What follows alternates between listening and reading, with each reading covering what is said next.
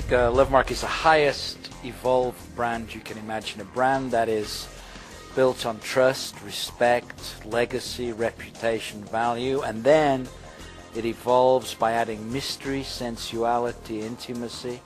It moves from being irreplaceable to becoming irresistible.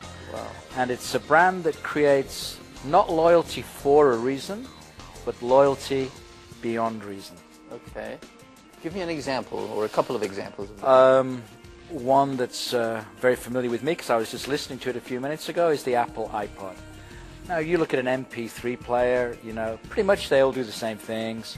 Some are cheaper than others, some carry more songs than others, but the iPod has 75% market share. Why? Because it's irresistible. It's a love mark, not just a brand. When you're wearing an iPod, those little buds, you're part of a community, a tribe, a family. It's saying something about you, about the way you are and the way you feel. That's very special. For me, in the sportswear business, I've been Adidas since I was 3 years old because of the stories of the Adidasler and the early footballers and so on and so forth. When I was working for New Zealand Rugby Union, the first deal we did was an apparel deal with the All Blacks and Adidas. And for me, I'm loyal beyond reason to Adidas.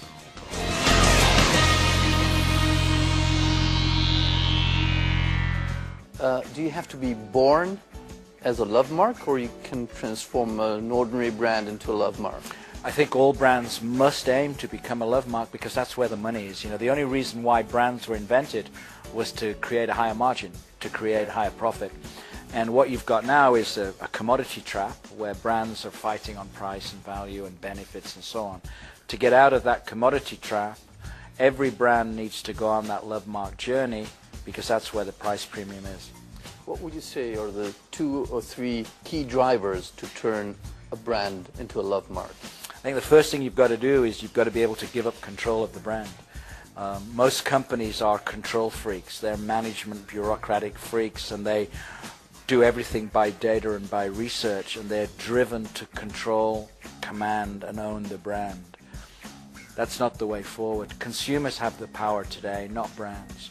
You've got to be able to relinquish that power to engage, to attract consumers. Second thing you've got to do is to have a purpose higher than functionality, because everyone now is interested in the environment, social causes. They're very, very informed technology-wise, and they demand a brand now to have a purpose and a mission higher than just a product benefit. It's like adding values to the brand other than the plain functionality. Absolutely. You've got to stand for something or you fall for everything. And those emotional values and beliefs, 80% of our decision making is made emotionally. Okay. 80%, right? We're driven by emotion, and yet most brands are still marketed rationally on price or benefit. And consumers are just going, no, you can't interrupt me, you can't yell at me, you've got to attract and engage me.